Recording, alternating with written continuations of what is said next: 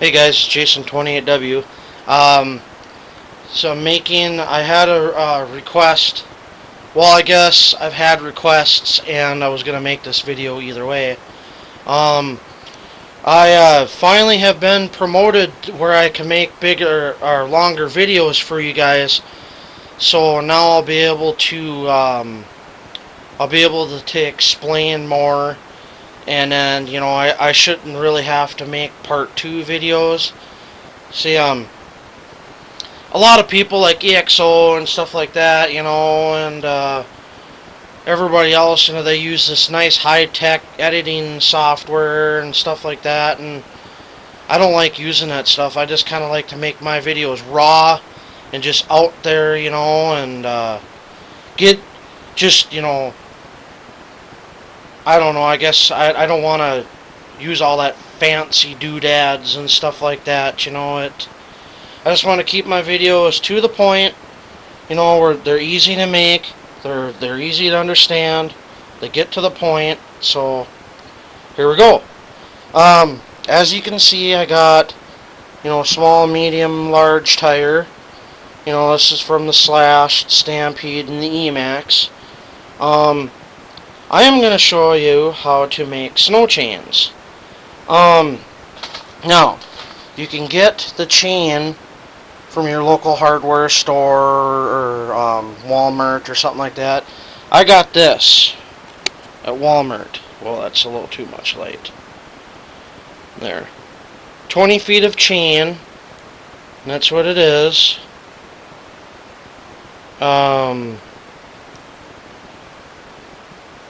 This thing will focus. There we go. And that's what I got. And that worked great.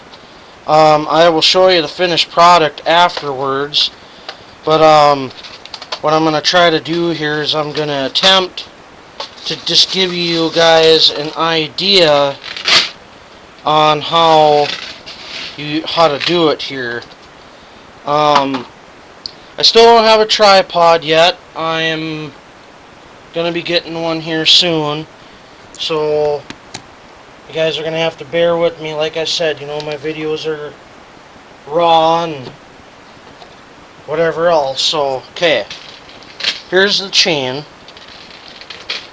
Alright. Okay.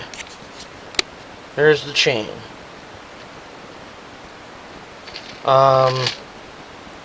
I don't know necessarily what size, really. But, at least I didn't see that on the package.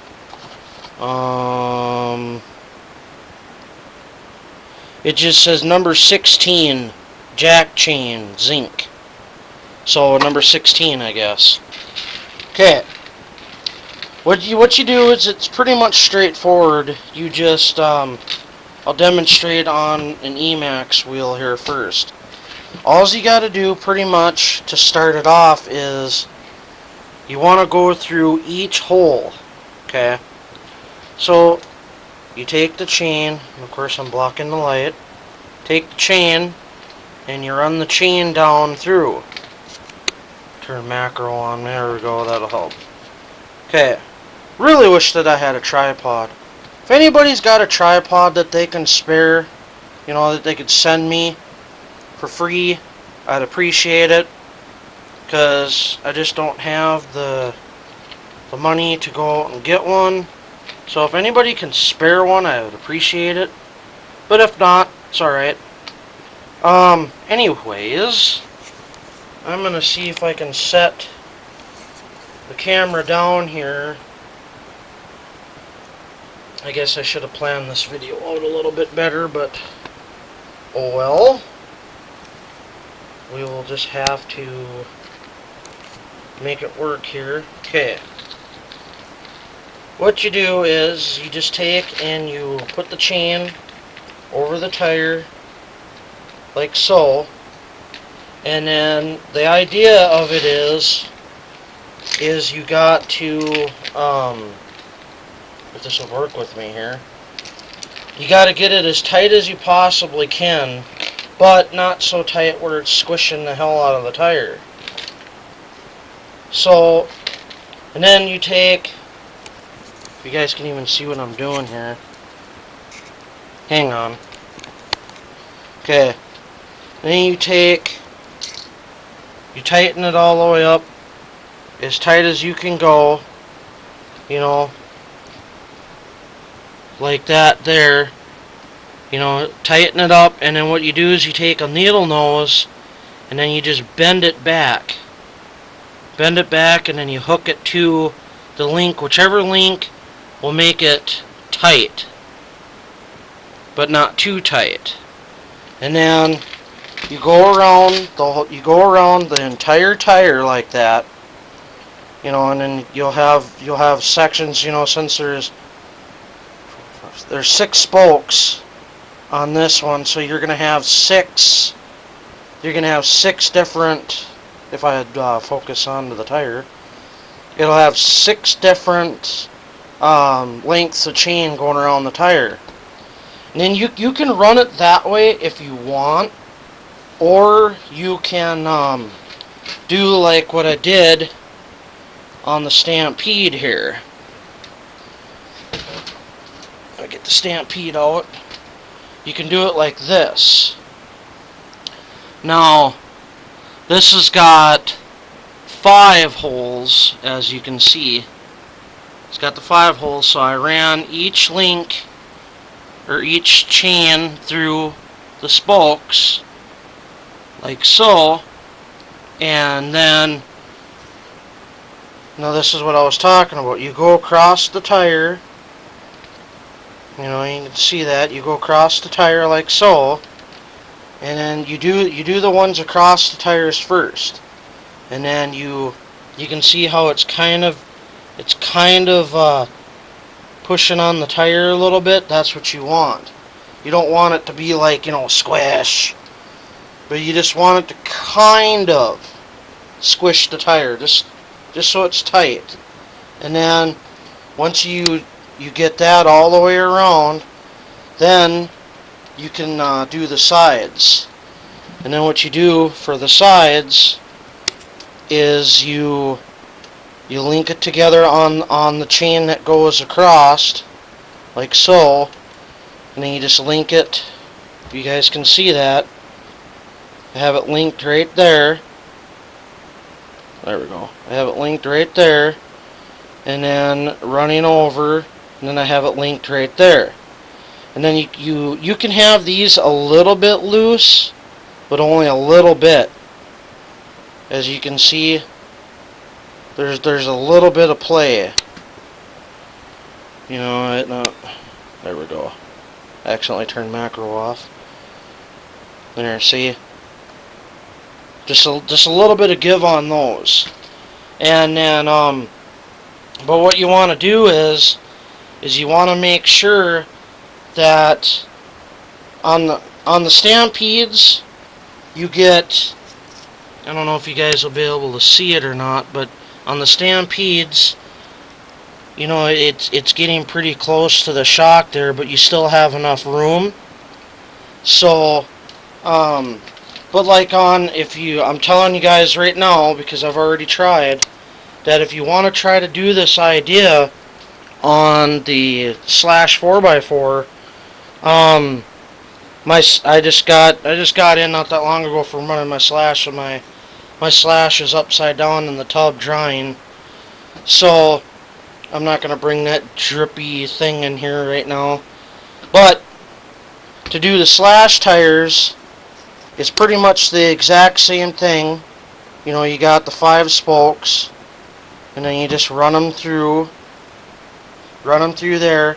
The smaller the tire, the kind of trickier it is to do, but you can do the Slash tires, but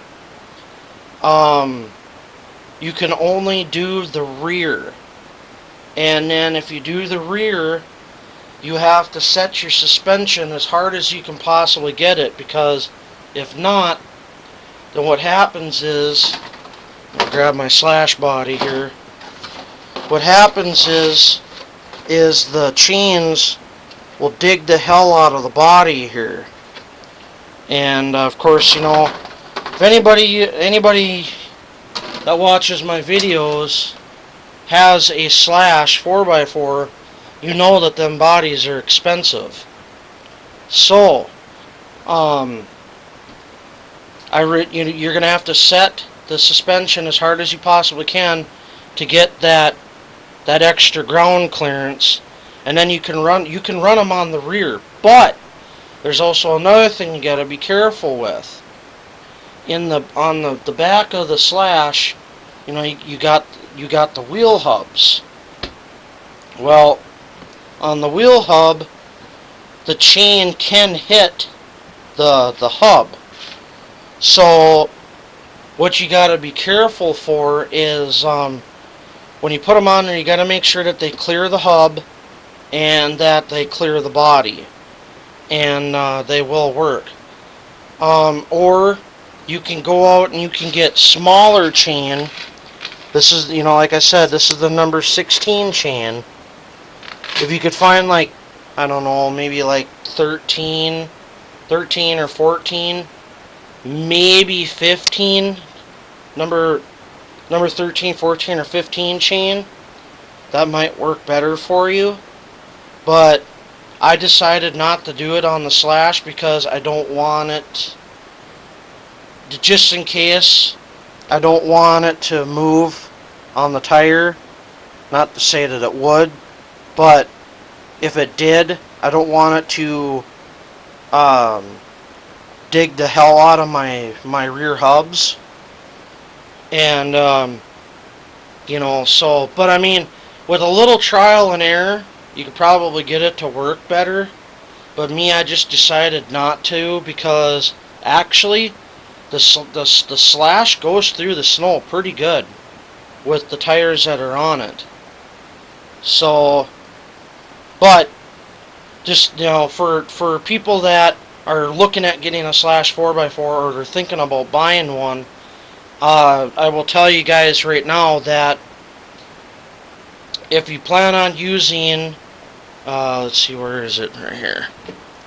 If you plan on using the stock battery that comes with the truck, that's the 8.4, the Traxxas 8.4 power cell 3000 mAh that comes with the truck. This battery pack will not last long out in the snow. And then another thing that I wanted to point out is when you're out in the snow running, you have to keep it going. Don't slow down. Don't try to stop and go, because believe me, it won't work. So what I would recommend doing is you could get the paddle tires for the slash. They're from Proline. They're $16.99. They're on Tower Hobbies. That's what I'm going to eventually get, but I want to go on all four, and then I'm going to keep these for nicer weather, and then but I want to get all four paddle tires, but that's expensive. So if you want to save some money, the snow chain idea would be the way to go. But I tell you, it makes a world of a difference doing this. And it takes a little bit of time, but it's most definitely worth doing.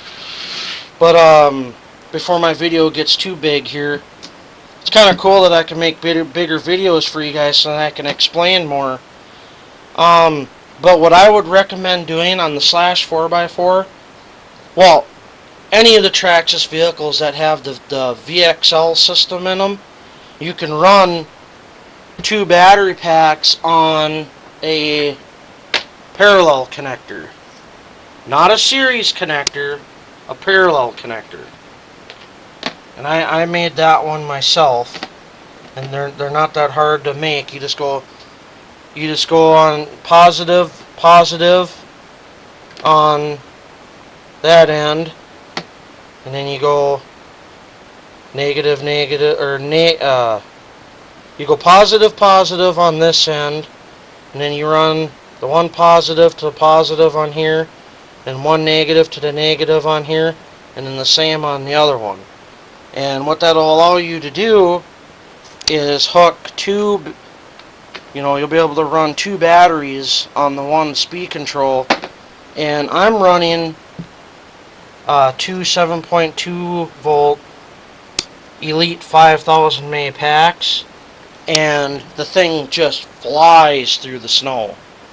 So there's just a little tips for you and a how-to video and stuff like that. So if you guys like these kind of videos, let me know. I'll make more of them. Other than that, please rate, subscribe, and comment, and we'll catch you guys later.